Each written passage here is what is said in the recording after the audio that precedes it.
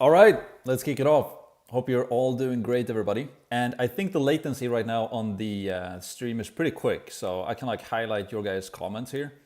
Before I begin, by the way, let's put down any type of questions you might have, and I can literally dive into anything and everything today. There's no real agenda.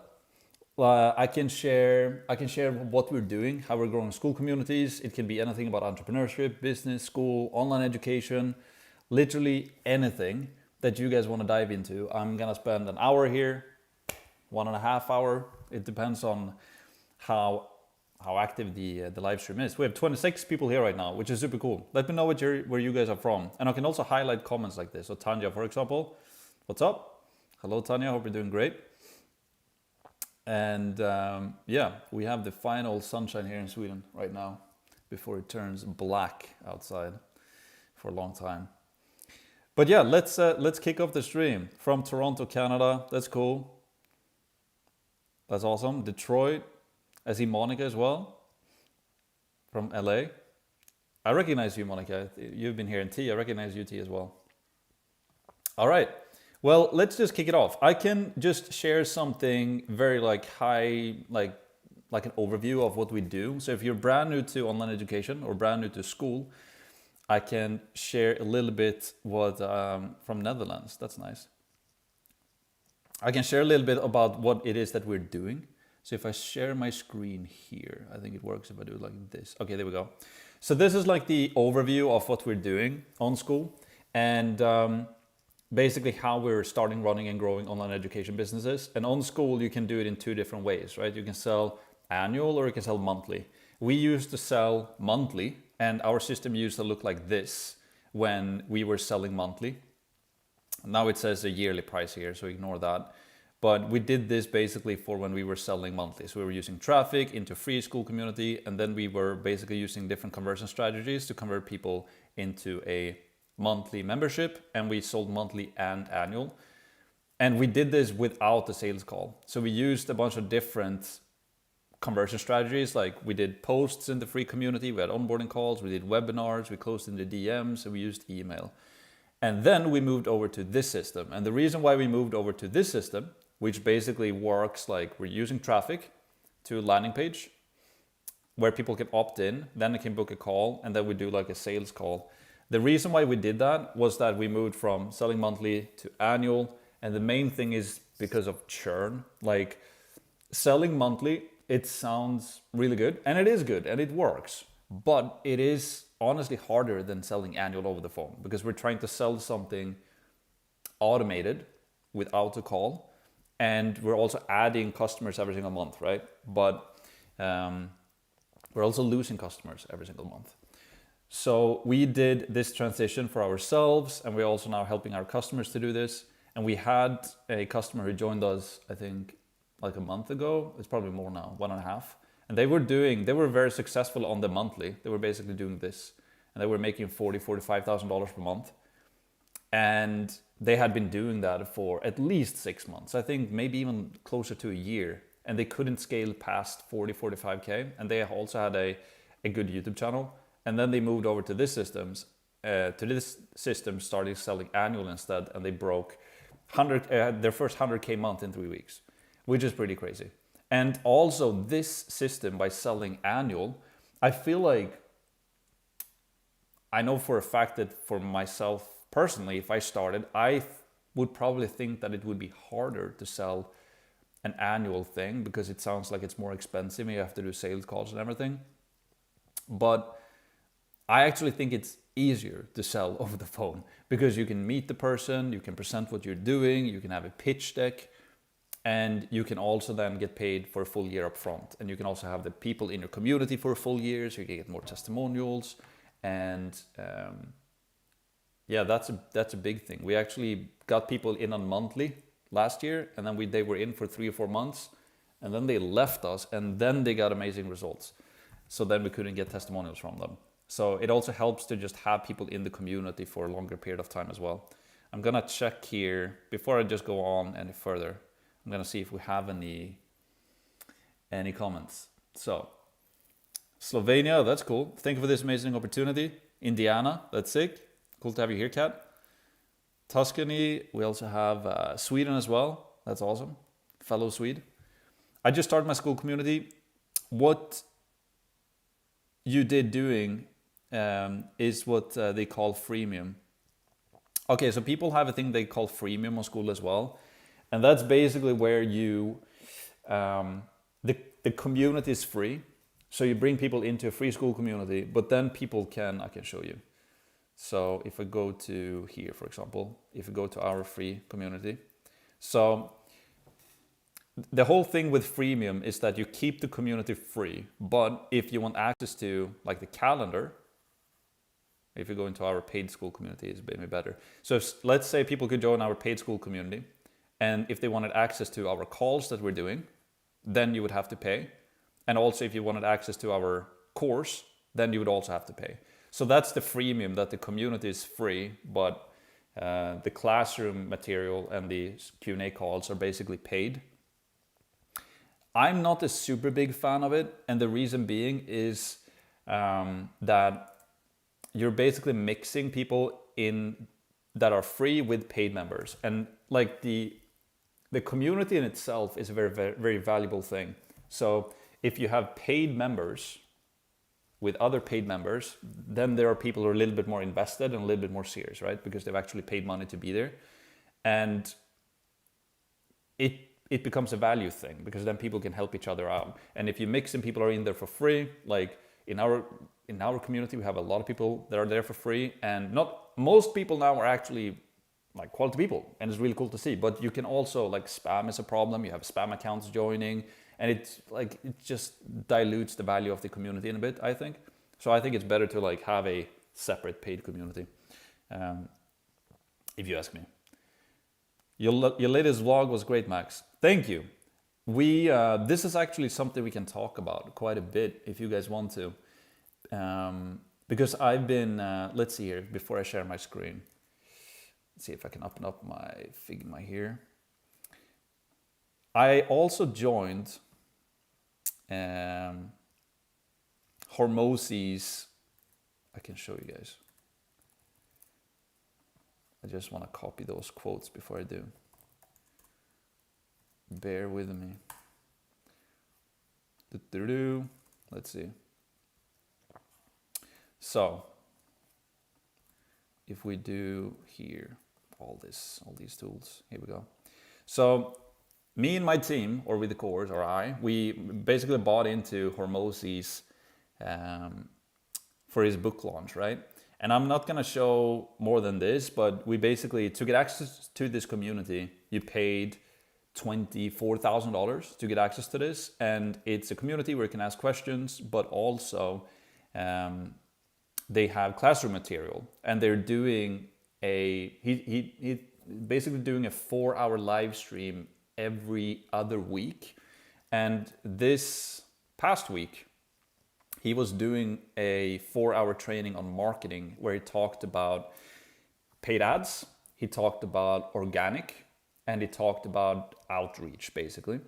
And 2 quotes that he said, and this is relevant to basically the documentation content. He said that brand in 2025 and 2026, brand will be content and documenting aspirational achievements for your avatar. So what does that mean?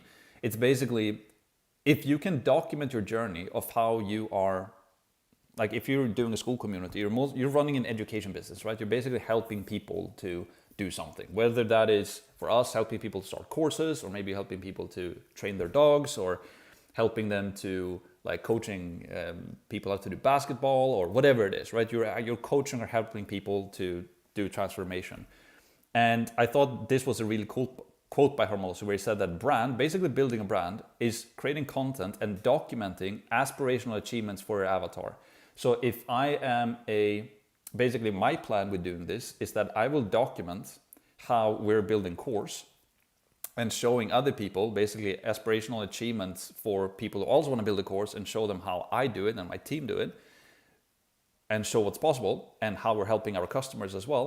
And then other people will be inspired and want to do that as well. Or if it's somebody who's a golf coach, you can basically document how you're becoming better at golf and your journey of becoming better at golf, and how you can also document how you're helping other people become better at golfs in your community. And that's how you build a brand. Because doing content is something that trips a lot of people up. And also Gary Vaynerchuk, Gary V has a quote about this, and he said basically, the secret to successful content is documenting instead of creating. I'm paraphrasing. Because it can trip a lot of people up to try to like write a bunch of scripts or do thumbnails and titles and blah, blah, blah, and do a bunch of tutorials. But it's really cool to see Hermosa talk about this as well, that you can just start documenting your own journey and how you're learning. And then you can inspire other people to do that as well. And he also has this age-old quote, which is basically just do epic shit, talk about what you did. Like you just do cool shit and then you do create content where you talk about how you did it. Or do epic shit and document you doing it. I basically redid this quote a bit. And that's what we started doing on my YouTube channel now as well. We're just gonna document every single week how we're growing course and how we're helping our customers. And it's a lot of fun. And now we're going to fly to Miami and do our masterminds. We're going to document all of that. Basically give the behind the scenes of growing an online education business. It will be a lot of fun. Kat said, I haven't heard the word churn since working in sales, corporate America. Annual does sound better rather than depending on someone staying enrolled monthly. Yeah, like the thing with selling education monthly is if you have a really bad product, like a bad course, people churn, right? But also what people don't think about is that if you actually have a really, really good course, you're also going to churn pretty quickly. Because let's say I have a course for $100 per month and I teach people how to become really good golf players, let's say, and have one video in there. And people can go into my course, pay me $100 per month, watch one video, and from that one video, people become 10 times better at playing golf. Not realistic, but let's say that's the case. Then after they watched that one video, they got the transformation they wanted, and then they leave, right? Then they churn, because why would you pay $100 monthly for something that you don't really need anymore? So if people mainly join a course for the information, I think selling annual is a lot better. But there's also a lot of people on Skool who have very strong community aspects to it. Like people want to be in a community, and then it can be easier to keep people longer. But I feel like most people, at least for our customers, we sell like the information or the transformation, and then I think selling annual is a lot better. Laszlo, let's go, representing Sweden. Cool. Hello from Germany. Carolyn, awesome. Let's see here, France, Germany, cool. I have a paid community and want to grow, but think having a free community is going to take a lot of time and effort. Any insight here? Goal is to grow a paid community. I think the best way to do this is to, like the best way to start, let's see here, if we go to Figma, you don't really need, you don't have to have a free community. I think the best way to start is to start with some type of traffic. I think YouTube is really, really good for this. We're getting 40% of our customers, 35 to 40 from YouTube.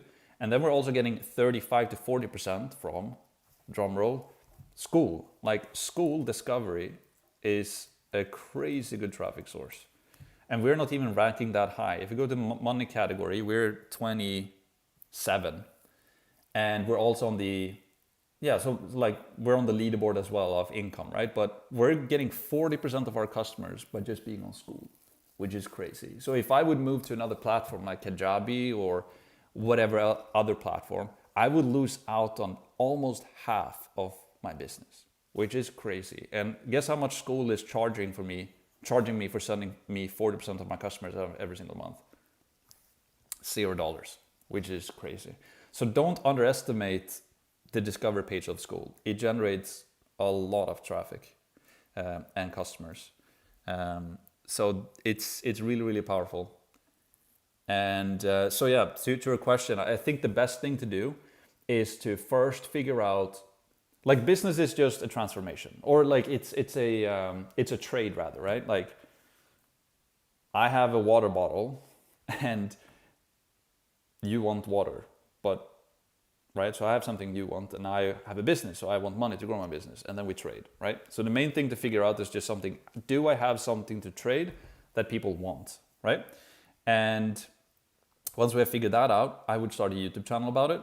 And I think it's a great way to start documenting how you're doing this thing. So if you, and it can, again, can be literally anything. Let's say you want to help people to train their dogs. You can literally start a YouTube channel teaching people how to train dogs. And those YouTube channels are huge, by the way. Like if we go here, like if we do like leash train dog, like it's crazy how many So I've been training this industry is getting.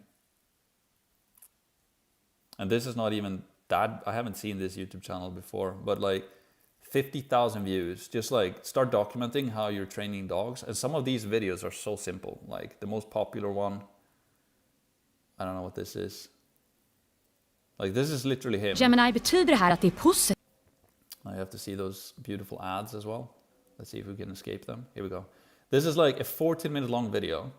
He just pressed record with his dog, walking back and forth with a leash. Got 2.5 million views. And his call to action is like everything you need for smarter dog training, courses, tools. And if we go here, he has different courses here that he's selling. So I think the best way to start is to start a YouTube channel, start solving problems for your audience. And I think documenting how you're doing it yourself is very, very powerful. And then have a CTA to like a Skool community. Or rather have it to, if you're selling annual, using a system like this to get people to book a call. Which money model are you going to apply to your business as quickly as possible, and how correctly? Like in terms of what do you mean? I think like Skool is a great money model, or like selling annual. So if you're talking money models on Skool specifically, there are basically two different ones. You can sell monthly or annual pricing, and then you can sell it in a bunch of different ways with like freemium and all of that. I've tested annual and we've tested monthly, and we have a free community as well. But just running traffic to a book a call page like this is what we're using now, and I see more and more people transitioning over to this as well. And this is what I like the absolute best. However, having a free Skool community is very powerful if you want to. You don't have to have it. But then having a free Skool community is basically like an extra traffic source. So you can think about it. It's like, it's not part of the conversion system here to get customers, but it's like an extra traffic source. So it could be like YouTube is one, free Skool community is one traffic source, Instagram is another one, retargeting ads here is another one as well.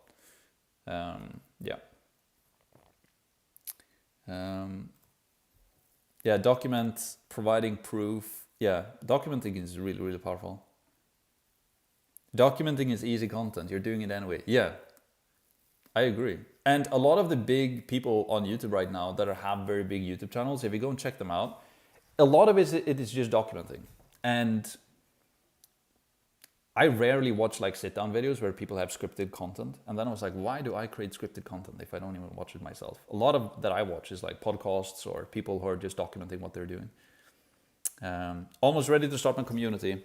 How can I get views on my YouTube videos with few followers? How do I get that organic flow? Then move them to my community.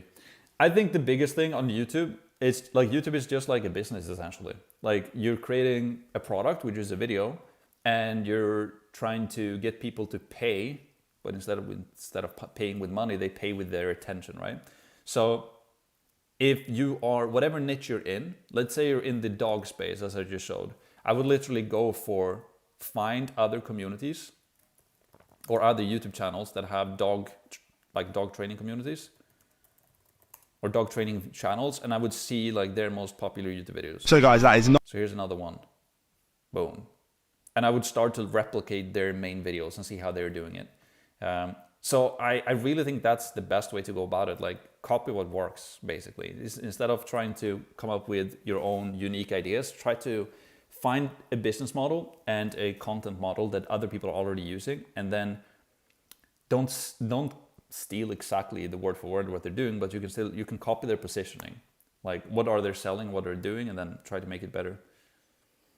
What are the best funnels that are really working well now for low ticket? I think for low ticket, the best funnel is literally just Skool. If you're gonna do monthly low ticket, just traffic to Skool About page is the absolute best, if you want to do that. When you first started out, other than posting on YouTube, what was your customer acquisition strategy? It was, basically YouTube. I had a free Skool community early as well. That's what I started because we sold monthly then. And we did retargeting ads.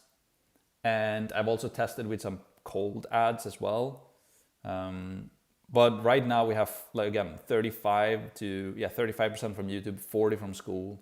We're running retargeting ads and then building an email list. Like, building the email list and sending emails is super, super powerful. Like, people can always do cold traffic. The downside with cold ads though is that it's cold. They've never seen you before. They have no idea who you are. So you have to provide a lot of, you have to build trust and credibility for those people. And it's not super easy. Like, running cold ads, if you do that, you have to do organic as well, if you ask me. I think why, Hormozy runs quite a lot of ads for his launch as well, but he's also doing a lot of organic. So when he runs ads, people can go and check out his organic, and a lot of people that he's targeting with cold ads already somehow recognizes his face as well. So I think the best thing to start is with organic. Copy what works, whatever channel you want to go for. And yeah, but it was basically YouTube retargeting ads, building an email list, using Skool, and that was our main acquisition strategy. And I wish that I started documenting earlier, did more YouTube. What's a realistic expectation for somebody starting new to make the first dollar of Skool, or like $500 per month, 1K per month, 5K per month, 10K per month? Should I be thinking this will be a quick thing or reality is long? It depends. Like, it really, really depends. If you're starting from really ground zero with nothing, you haven't done any content before, maybe you're new to business. If you're starting out brand new, I would, again, copy something that is working. So look for other people who are doing something that is successful already that you're interested in. Maybe it's AI, and then try to see what they're doing and replicate them. And I asked this to Sam as well on a podcast that I did with him. And I was like, what would you recommend to people that are just starting out? And he said, like, for people to expect that you can make money like in 2 weeks, like start a business and make money from it in 2 weeks. He said, like, it's basically not gonna work. Like, starting a business and making money, it takes a while. Like, to be able for me to find the business model that I wanted to do, it took me 7 years to figure out like this business that we're doing right now. I have tested a bunch of stuff, affiliate marketing, Amazon affiliate marketing, affiliate for other companies. I've been building websites. I've been running an agency. I've been doing white labeled SaaS. What else have I done? What else have I done? I've tested a bunch of stuff. I have friends who've been doing e-com. I've been selling info now as well. Like, I've been doing a lot of stuff. So if you're brand new, like, I think the best thing, and this is what Sam said as well, have like a job that is somewhat fun. And you can this is something that I would actually recommend as well if you're starting from complete ground zero, is, and if money is tight and if you're stuck in a job that you don't like I did, like in 2014, 15, when I was working like in a warehouse, what I would have done if I started from that today is that I would probably try to find a job for somebody's Skool community, work as a community manager or a setter, and just work for somebody else's community to learn how it works. And then from there, I would build my own community and implement what I learn, etc. If you already have some experience going for you, then you can do it quicker. Like, when I launched my first paid Skool community, I made 10K per month in 10 days. In 20 days, I did 20K per month. In 45 days, I did $50,000 per month. But with that, I already had like an email list going. I created a free course that performed really well on YouTube, and I just went all in. And I also had, by then, like 6 years of, or what was it? Yeah, 6 years of experience or something like that prior that I used. So it's just about like finding a market that you want to work in, that you're interested in and passionate about, which is super important, because if you're not passionate about your market, you're gonna quit because it will not be fun. And that's what I did as well. I started a marketing agency and I started making money with it. And I did it for the money, but I didn't really enjoy it. And then once I started making money, I was like, okay, I'm making money, but I don't enjoy it. So then I quit. And it was the same thing with Sam as well. I talked about. He started a software company called Snap Inspect, and it was really good. It was successful, and it's still successful to this day. But he quit and sold it because he wasn't interested in the actual marketplace. So find a market that you're passionate about and give it some time. And if you can invest in knowledge, that's really powerful. I had a call with a guy on Thursday. How old is he now? 22, I think he said it was. And he's been in business for 4 years, and he built a business to $400,000 per month. And his hack, like, that's crazy. He's 22, started when he was 18. He built a business to over $400,000 per month. And his thing was that he had invested over $500,000 into education from basically anybody and everybody out there. And he came from a pretty poor country as well. So that's also a hack to do it, to learn as much as you can from free resources in the beginning, learn it, implement it, take massive action. You make money, invest that money to learn from people ahead of you. That has been my secret as well. Just like investing money to learn from people. How do you rank up on Skool discovery? It's if you have a lot of it is engagement. I don't know the algorithm completely, but a lot of it is like how engaged is your community. That's a big thing. So the more active your community is, the higher it will rank. And also I think for paid Skool communities, if you have low churn, I think that plays a role as well. I joined the Spanish course after seeing it on the Skool Games leaderboard. Yeah, Skool is a crazy traffic source. You're talking about funnel with a page and a VSL leading to a sales call, but isn't that a bit contradictory to what you're doing, since 40% of traffic comes from Skool to your free community? Well, 40% of our traffic comes from Skool, but we're also, like, I see our free Skool community as a traffic source. So we're getting a lot of people into our free community, but from our free community, we push them to our funnel. So the way we sell people is like this. So again, like, just see the free community as a traffic source here. People find us on Skool, into our free Skool community, and then from our free Skool community, we still push them here. So, but like, if you look at some of the top communities right now on Skool, they don't even have a free. They just have a YouTube channel and a paid Skool community, and they bring the traffic directly to their paid Skool community or to their funnel as well. And so their paid Skool community ranks high as well, and then they use that as a traffic source. Yes. Yep, John. Yeah, the discovery page, like Skool discovery, is crazy. It's actually crazy. Do you have affiliates for a course, or have you seen any course with a successful affiliate program? We used to have affiliate on for our course when we were doing monthly. We actually don't have it right now because all of our sales are going through a sales call, right? But I don't know if there's anybody out there right now who is crushing it with affiliates. I know that I think that Nick Sarev has affiliate turned on for his, and I've seen some people even run Google ads for his community. So, but I haven't really heard about like a specific case study or somebody who's just crushing it about with affiliate. But it is, with that said, I think it's just a matter of time before people start doing really, really well with affiliates for their Skool communities. The feature is crazy good. Giveaway decoy offers upsells. Yeah, we're basically learning more about that right now. And yeah, we have upsells as well. We're just looking to perfect it. But also, I think just keeping it simple in the beginning. Like Hermosa also says, like, have your first million should just be like one offer, one funnel, one traffic source. Just keep it super, super simple. And just using a paid Skool community, whether you sell monthly or annual, and just using like a YouTube channel, drive that to get calls. I think just keeping it simple in the beginning. I have a trading community on Discord that was booming for a while. I documented for about a year, so I have 1,000 hours of content set to private on YouTube. How do I monetize this in Skool? Like trading community specifically is actually one of the type of info products that works pretty well with a monthly price, because that I've seen, because people continue to pay monthly because they want to see how the individual is trading month to month.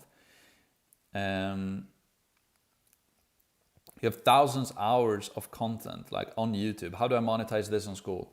Well, I would just set up a Skool community, put your training on Skool, and push your traffic to Skool instead of Discord.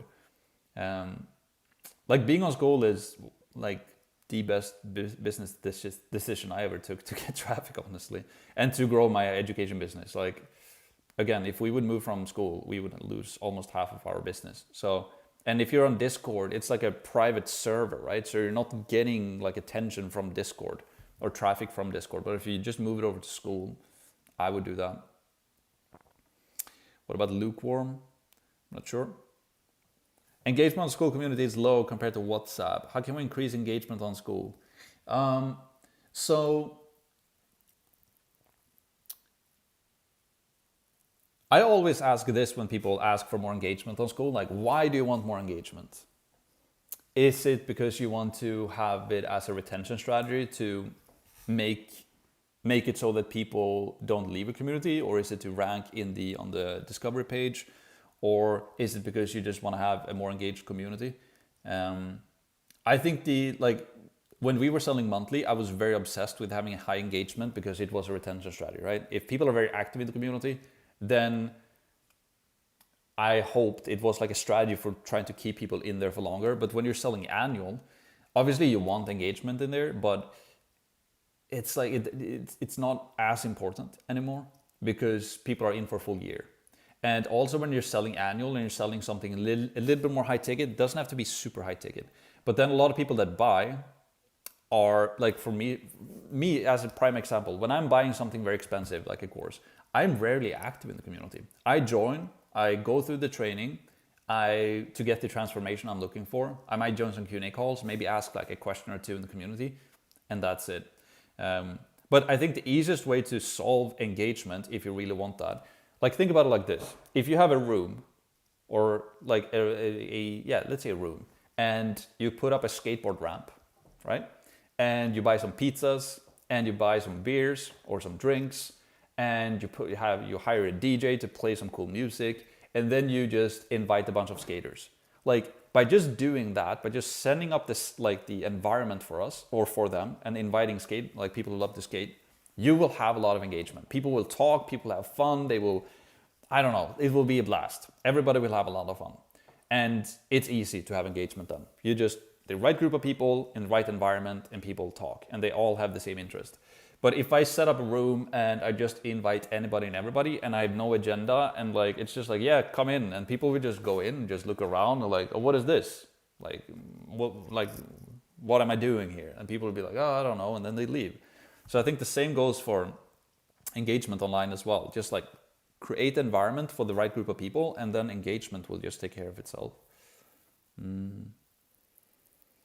I've been wholesaling and flipping for 5 years now, and want to teach others how to do it, and want to start a Skool community. I've not done any social media. Okay, this is amazing. And this is really this is what we will try to do with the course now as well, going forward, is to my vision with course is that I don't only want to help people who already know they want to create an online education business, but I want to inspire people who do not yet know. And because online education is going to be an amazing industry, especially now in the future when AI becomes more and more prominent. And I think the more AI grows and everything is automated and digital, people will look for more human connection, like in-person stuff, but also learning from other humans.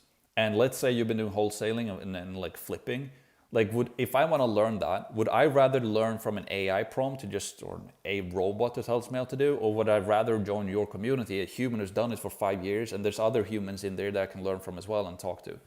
So I think online education is an amazing industry to be in the future, and being on Skool, that is like really a community platform, will be really good for that.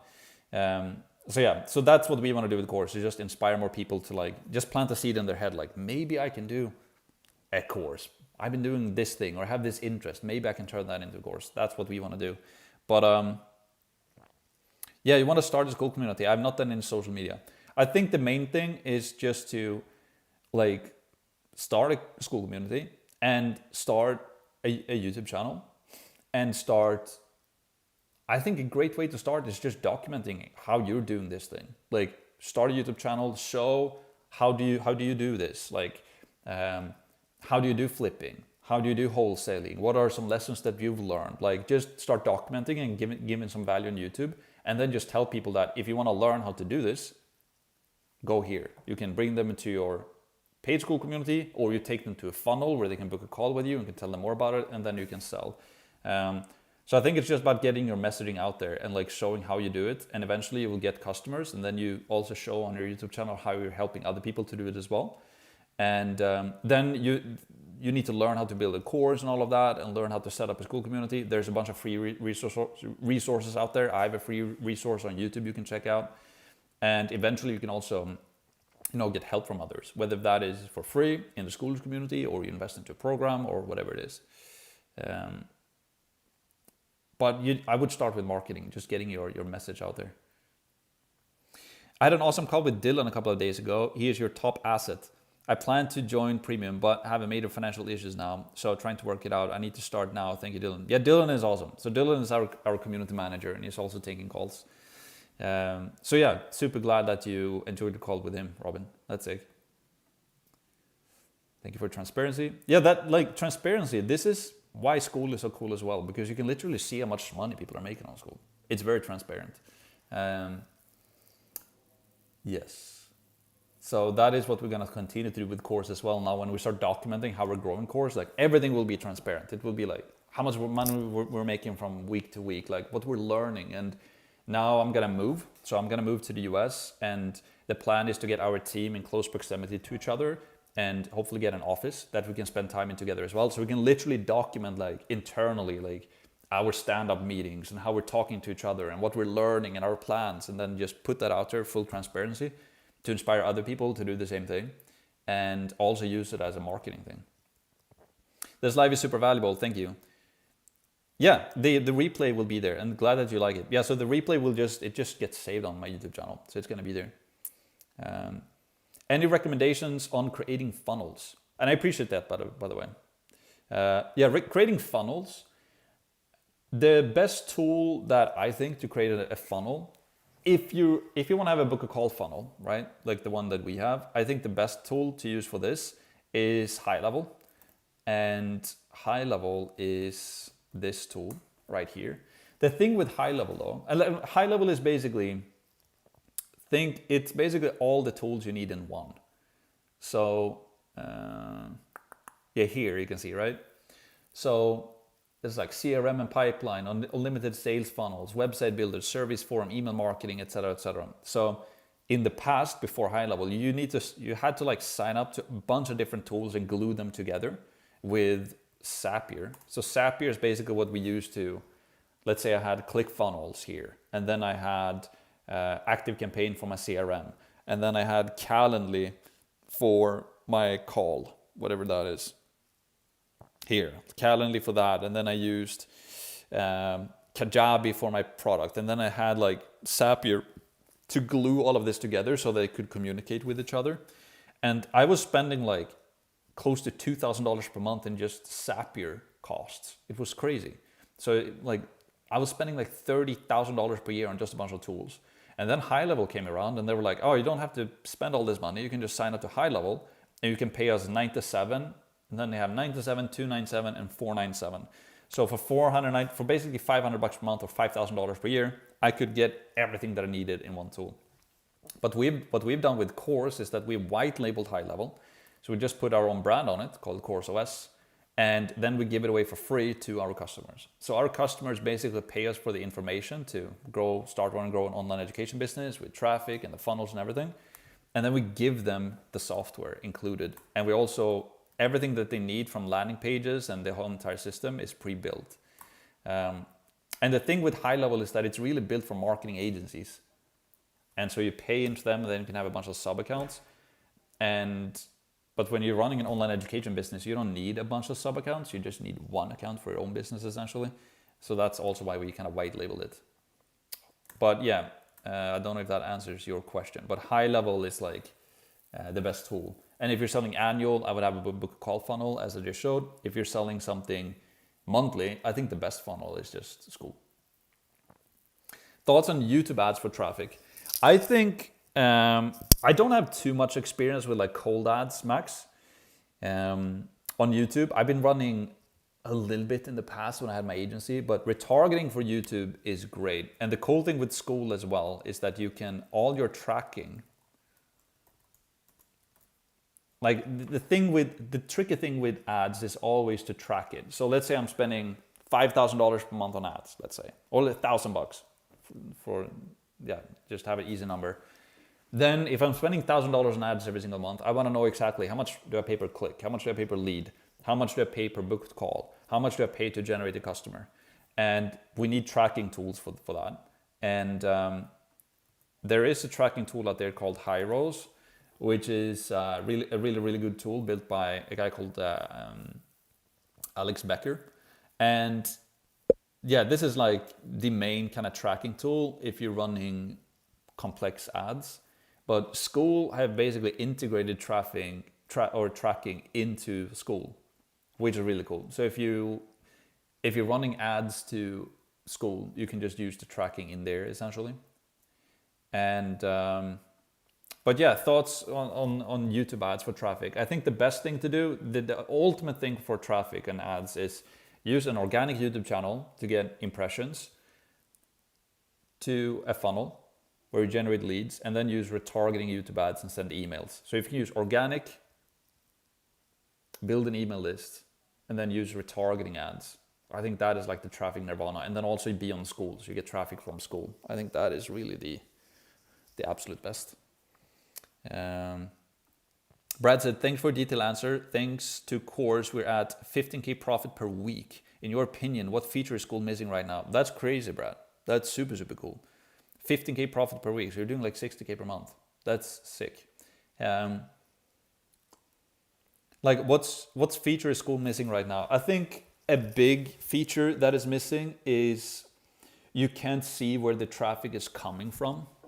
So if you're running traffic to your Skool community, you can just see, like you can see stats like conversion rates, right? You can see, oh, I got 1,000 visitors this month, and from those 1,000 visitors, X people signed up to my Skool community.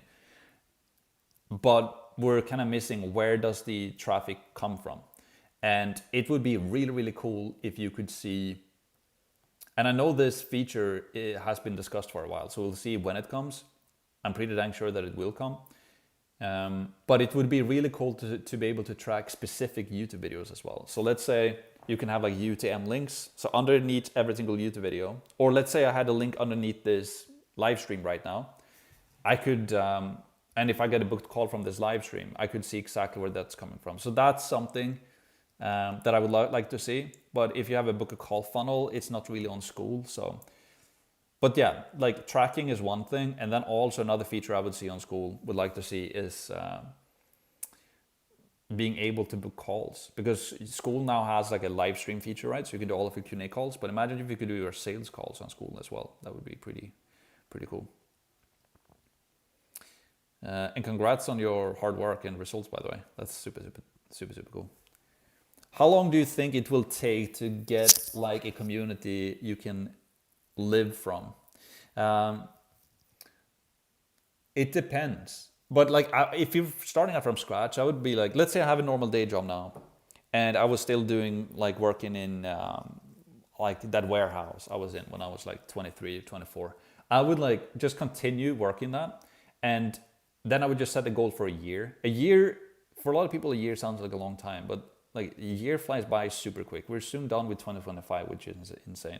So we just like take a year, continue working your normal job, and put into motion your business on the side. So start a YouTube channel, start a Skool community, and start promoting it and get better and better and better. and invest the money that you earn from your job, live frugally yourself, invest the money that you earn from your job into your business, basically, to improve yourself and learn. And then you start to grow the business, and when the business starts to generate enough that you can live from, then I would basically quit my job. So, but I wouldn't quit my job before. Hopefully that makes sense. What software are you using right now to stream? I use a tool called Ecamm Live. It's a really, really good tool. It works specifically for Mac though. And I think for like if you use a Windows computer, I think OBS streaming. I haven't used this myself. Yeah, OBS is what most streamers are using. But since I have a Mac, I use Ecamm Live. And what's really cool with this tool as well is you can live stream simultaneously across multiple platforms. So right now I'm just going live on YouTube, right? But you can, if you use a tool like Restream, I think it's called, you can connect Restream to your Ecamm Live, and then you can basically stream to your YouTube channel, to Twitch, to X, to Facebook, Amazon Live, LinkedIn, all of these different ones at the same time. So you can have like one stream that goes out to multiple platforms. Which is pretty cool.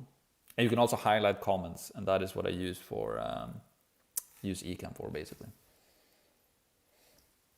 Let's see. Do you have a difference in the quality engagement in members from TikTok compared to YouTube?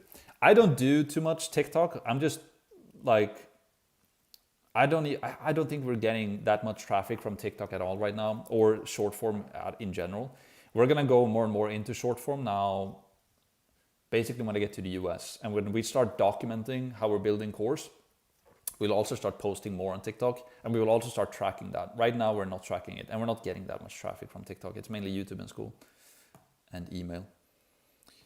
How would you grow a free Skool community with no followers and no money? I only upsell once inside the free community, so just looking for good leads to join up. I think the best thing to grow a free Skool community is start a YouTube channel and create a free course and have a free course in your free community. So that's what I did when I started my free Skool community as well. I made a free course on YouTube. So it was one of my oldest videos on my personal YouTube channel. Let's see here. Max Pearson Skool. This one. This was my first year on Skool. Or like this was 655K. That's what I earned in 2023 from a free Skool community using affiliates. But I basically created this video, a free course, 7 hours long, and I basically taught people how to use Skool for free. And then I basically promoted my free Skool community from this free course. I had the free course on YouTube and also in my Skool community. And right now I'm basically promoting our landing page to book a call. But back then I was basically promoting my free community. And funny thing, when I recorded this video, I was super sick. I had like almost 40 degrees fever and I was snoring and everything. But yeah, Skool just launched their payment solution. I know that Skool would blow up, so I just went all in. So yeah, creating a free course and posting it on Skool and on YouTube is probably the biggest hack to get a lot of attention. It still works really, really good. How does retargeting on YouTube work? So retargeting is the best type of paid advertising you can do. And it's also the cheapest. So how should I explain it? Let's say this is your website, right? Or your Skool community. And then you use a YouTube channel here to basically promote or get people to your free Skool community. Or to your landing page, whatever it is. Let's say this is Skool community for now. So you bring traffic to this website and you want them to basically buy from you, right? But most people, when they find you on YouTube, they might see your YouTube video and then they click to your website and then you want them to buy right away, right? But most of the time they just don't. They don't buy right away because they don't know you yet that much. They don't like you yet. They might not see the value in this thing yet, so they leave, right? And then the powerful thing about retargeting is that as soon as they land on your website, those platforms can identify, basically place a cookie in the browser so they can remember who visited your page. And then you can tell Facebook or YouTube or whatever platform, X or LinkedIn, all of the platforms, that I just want to show ads to the people who've been to my website. So I'm not going to show ads to anybody else other than the people who went to my website, and that's retargeting. And you can do retargeting on all platforms as mentioned. And on YouTube specifically, what you can do is that you can show ads only to people who've seen your videos. So you can get new people finding your organic videos, and then you just tell YouTube that, hey YouTube, every single person who watched my YouTube videos for the past 6 months, I want them to see an ad. Not anybody else, just only people who found my organic stuff. So yeah, it's and normally they say about retargeting that you spend, I don't know if that's the case anymore, but it's like you spend $10 per every 10,000 people you have in that audience that have visited your website. So if you have 10,000 people who visited your website for the past 6 months, you can spend as little as $10 per day to show all of those people an ad every single day. And it's also more powerful ads because you're just showing ads to people who already know you or have seen you already or got some type of value. So it's really good. I have very poor deliverability with Go High Level, even though I have an email list of 30,000 people, which is a shame. Do you have a solution? So the thing with email is it's not an issue with High Level. It doesn't matter if you go to High Level or if you go to Active Campaign or if you go to Kit or Convert Kit. They're all built on the same type of email provider. So they're all built on this thing called mailgun.com. This is like the biggest provider when it comes to email. And pretty much all of the tools that you see out there, like Active Campaign and High Level, they're built on this. So it's just a different software, different brand on top of it, essentially. So it's not like High Level is worse than in any other platform, but it comes down to basically domain reputation. So the domain that you're sending from and spam scores. I'm no email expert, by the way, but it's email, it's domain reputation, and then also IP reputation, because you're sending email from a specific domain and from a specific IP. You can have a unique IP that only you're sending from, and you'll normally only want a unique IP if you're sending more than, I think, 150,000 emails per month. Don't quote me on that, but it's something like that. And if you don't have a unique IP, you have a shared IP, and that means that five other people are using the same IP. So the best thing is to start with a shared IP if you're not sending a bunch of emails yet. And when you're sending from a shared IP, it's a little bit that you're lucky or not, because if you're getting on an IP that's being shared with 5 other people and 4 of them are just spamming and sending bad emails, you will be affected by that. So email is becoming harder and harder, and it's all due to like Google and those like, what do you call them, email providers, because they are the ones who set the bar for spam scores and all of this.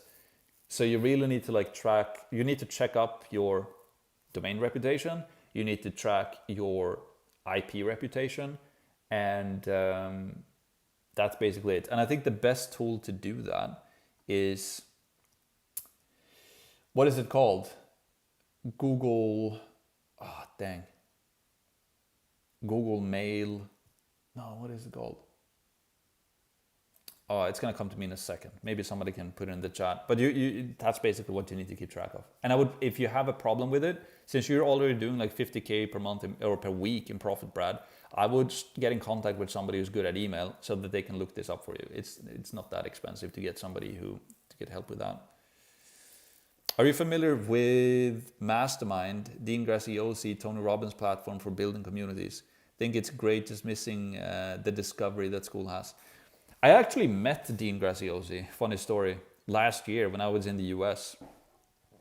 We went to a basketball game. I went to a mastermind myself, and from that mastermind, I got a ticket to go to a basketball game in Arizona. I got it for free from a guy, and that guy knew the owner of that basketball team. So we got courtside spots or seats. We got amazing seats. And then in the lounge or whatever, we were just in there, and they just saw Dean Graziosi in there just hanging out. I think they're running Mastermind from Arizona. And then I just went up to him and just talked to him. And I said that I thought what he was doing was cool. And he was like, yeah, I recognize you. I've seen your ads. So it was pretty funny. But I haven't checked too much about their specific platform. Like obviously Tony Robbins and Dean are like super good at what they're doing. But I think Sam and Skool is really leading the way when it comes to online education. Like, yeah, I think it's hard to beat Skool. Let's see. Viewing from South Florida, thank you so much for the info. For growing YouTube channel and gaining traffic, what's a way to stand out and get more impressions and have YouTube push your content out?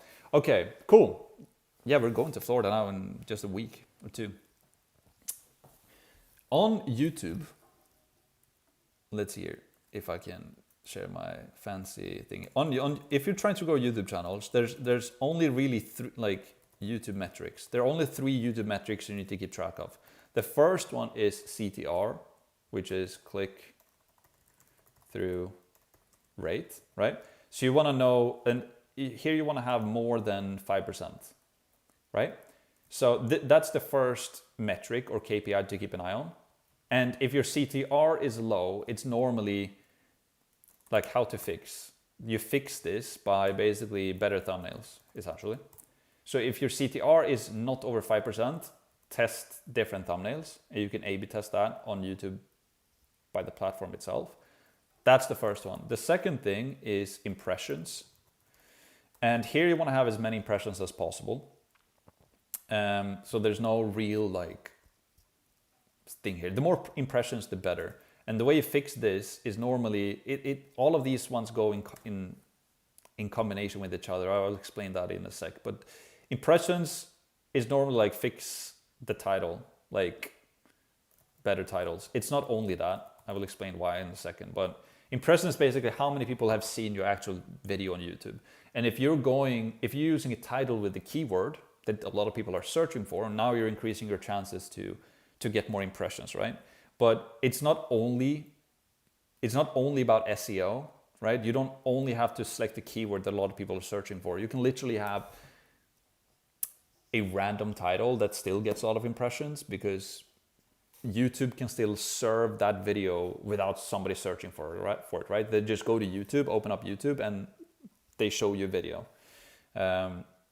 So that's the second one. And then the third one, and I'll explain in a sec how they like correlate to each other.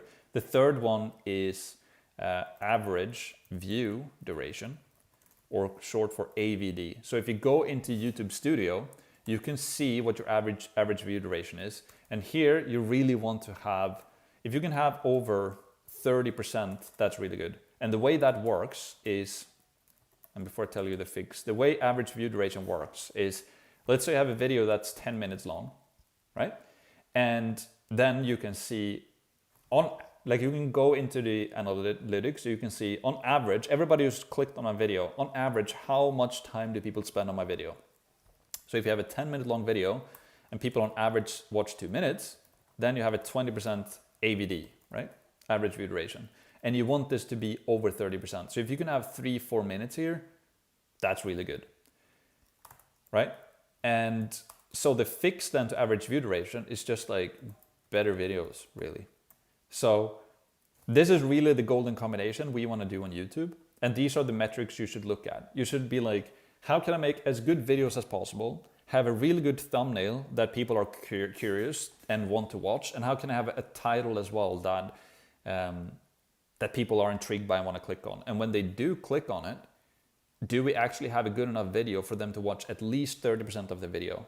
If you can get all of these 3 things right, basically what YouTube will notice is, okay, people are clicking the video, and when they do click the video, they watch a long portion of that video. So then YouTube is like, okay, we're now gonna promote this video to even more people on YouTube. And even better, and another thing here to keep in mind as well, is that if you can create like some type of series on YouTube, which is why I really think the documentation or documenting is really powerful, meaning that if somebody finds this video from you, they click a video, they watch the video, so YouTube starts to promote this video like crazy, and then you also have a series on your YouTube channel where they can start watching other videos on your channel as well, meaning that they find one of your videos and then they watch 10 of your other videos as well back to back. then YouTube will be like, oh, this is an amazing channel. People really love watching the videos. They watch a big portion of those videos. And then they also go and continue to watch other videos on that channel. This is crazy good. And then when they watch those other videos, they also continue to watch those videos in full.